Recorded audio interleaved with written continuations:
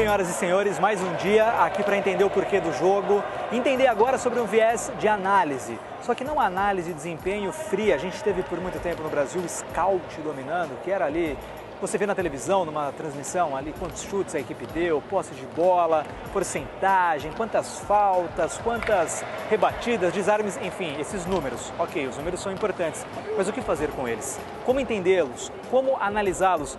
Isso hoje domina o futebol e aqui no Brasil, antes tarde do que muito mais tarde, também vem ganhando um espaço muito grande. Aí eu não falo só de comissão técnica, falo até da própria imprensa também, tentando analisar o jogo justamente fazendo análise, né? Parece óbvio e simples, mas não, a gente muitas vezes ia no empirismo, eu acho que é isso, o olhar clínico, aquele observador antigo. Não, hoje a gente tem que analisar com conhecimento e com informação também de valor. Ao meu lado, o Rodrigo Leitão, que é instrutor da CBF do curso de análise de desempenho. Rodrigo, como que você vê a análise hoje aqui no Brasil? Você contava para mim que em 99 já surgiu o primeiro departamento de análise profissional na Europa, em 2008 de base. Como que você enxerga hoje esse momento e se a gente está numa toada positiva aqui no Brasil nesse sentido? Grande abraço, boa tarde, Rodrigo. Grande abraço, vamos lá. Bom, respondendo de trás para frente, eu penso que é um momento importante porque a CBF, de certa maneira, ela tem tentado encabeçar um processo de qualificação para se observar melhor o jogo, para se analisar melhor o desempenho e isso, óbvio, se refletir em treinos melhores também, né? E muito bacana que numa perspectiva que tente entender o desempenho em todas as suas dimensões, não é de uma forma isolada, né? Porque senão a gente vai realmente cair em frieza de números que muitas vezes vão querer explicar coisas que eles não vão ser capazes de explicar. E penso que há muito interesse hoje no Brasil, tanto dos profissionais da área de análise de desempenho, que tem crescido muito, né? Tem sido uma porta de entrada para o futebol, quanto para os treinadores e comissões técnicas, às vezes preparadores físicos que estão lá fazendo os cursos, fisiologistas, porque estão tentando perceber então o desempenho de uma maneira mais ampla. E tenho certeza absoluta que isso vai contribuir demais para a evolução do futebol, tanto dentro do treino quanto dentro do jogo, né? Queria aproveitar também para dizer o seguinte, que de certa maneira, eu contava para você ali, quero aqui aproveitar para falar do Roberto Banzé, que é coordenador dos cursos da Gama Filho na época, agora da Estácio, lá em 2002 ou 2003, ele num curso de especialização em futebol e futsal, ele propôs, né, que eu fosse lá falar sobre uma disciplina de análise de desempenho, mas que fosse chamar análises qualitativas e quantitativas do jogo, porque ele não queria assustar muito as pessoas, né? Mas mesmo assim assustou e naquele momento as pessoas falavam, nossa, mas isso aí jamais no futebol, né? Você vê hoje, quase não se pensa mais o jogo sem isso. A análise, ela não veio de maneira alguma substituir o treinador, né? Você mesmo falava há pouco aqui, o treinador tem que entender de análise, assim como o analista tem que entender do que o treinador pensa, e do treino e do jogo. Ela vem como uma ferramenta de tentar, na verdade, tirar um pouco da sobrecarga do treinador e pensar num entendimento dos porquês, né? Não é mais olhar para o dado e a partir do dado fazer interpretações, ao contrário, pegar o dado, transformar em informação, dar significado para ele, tentar entender do seu ponto de vista emocional, cognitivo, fisiológico, técnico, social, todas as variáveis ali que vão envolver a resposta do jogador dentro do jogo, dentro do treino, sem se esquecer de verdade que é um ser humano que joga, então que muitas vezes a gente pode ter erros absurdos de interpretação se a gente não perceber de verdade as dimensões que envolvem o desempenho.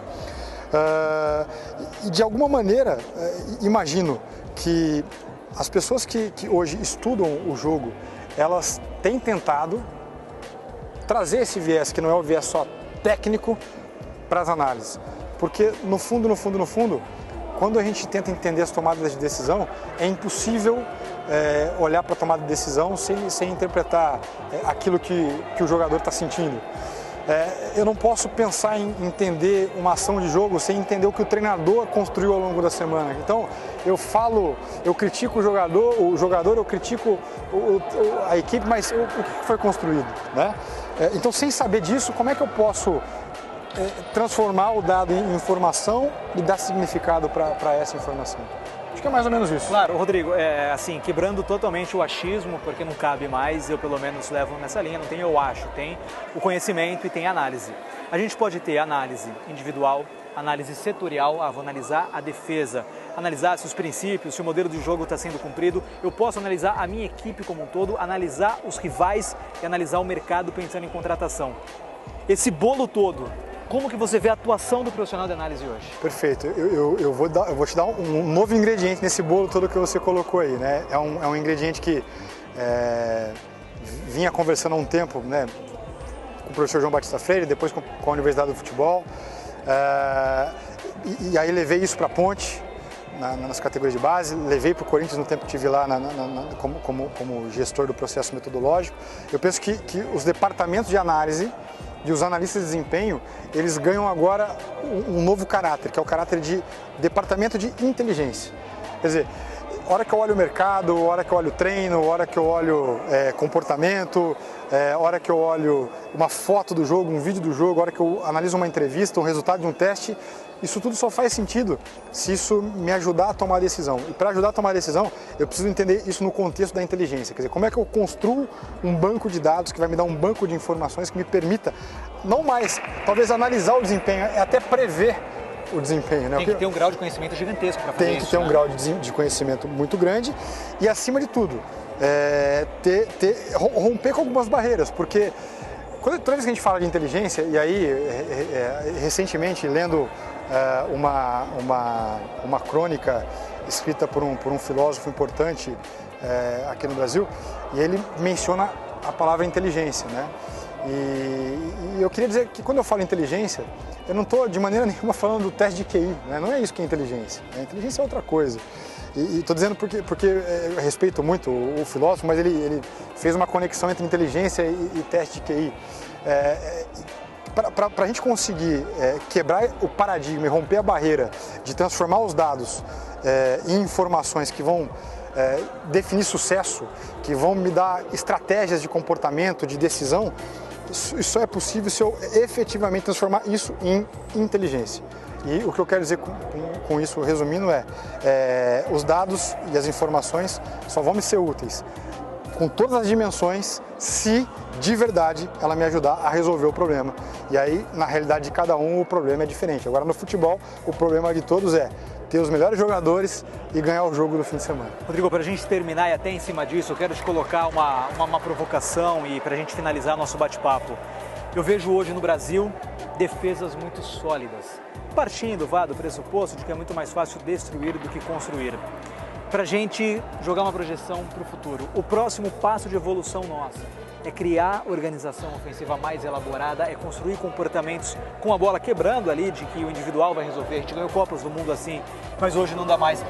Eu posso colocar essa provocação, que o próximo passo é evoluir com a bola nos pés? Bom, vamos lá. Eu penso que nós evoluímos de verdade nas defesas, porque hoje a gente vê defesas com conteúdo, né? Então é impressionante como a gente conseguiu avançar.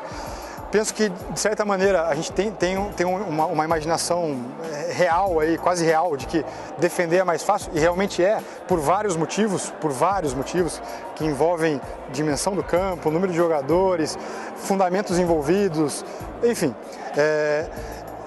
A ideia de atacar, ela é uma ideia que no Brasil ela passou por um momento muito interessante, porque como é que eu ataco? Deixa o jogo livre. E o jogo livre, ele é um jogo de autonomia. Então, a gente conversou aqui sobre dar autonomia para o jogador, sobre deixar o cara criar dentro do campo. Mas dar autonomia e ajudar ele, ensiná-lo a criar, não significa ter um jogo em que a liberdade está totalmente desvinculada de uma responsabilidade individual e coletiva.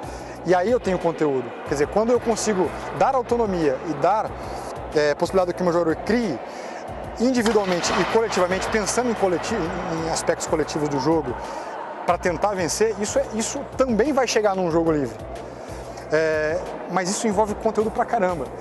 E cuidar da bola parece difícil, né? Porque cada vez mais a gente parece que esqueceu dela.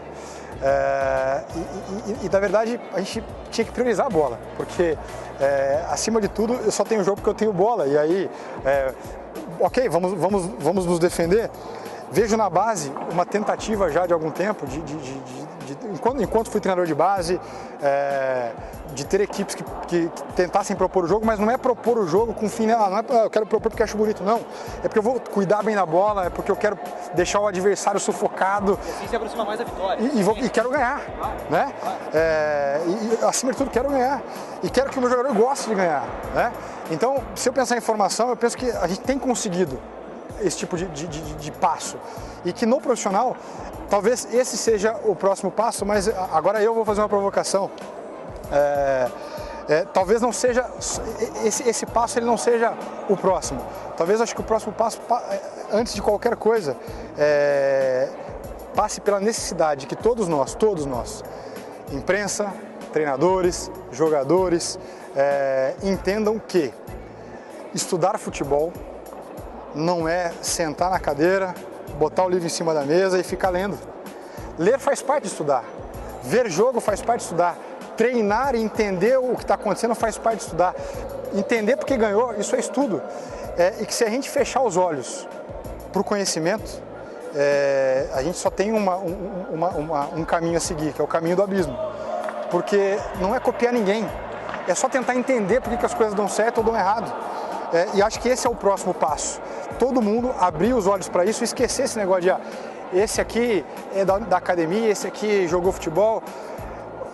Eu só concebo dois profissionais, o bom e o ruim, e ponto final. É isso aí. Tá certo. Esse então, Rodrigo Leitão aqui no Futebol Esporte Show. Falamos de organização ofensiva, complexidade, tudo, e também sobre análise de desempenho. Mais uma vez aqui no Futebol Esporte Show, Rodrigo Leitão.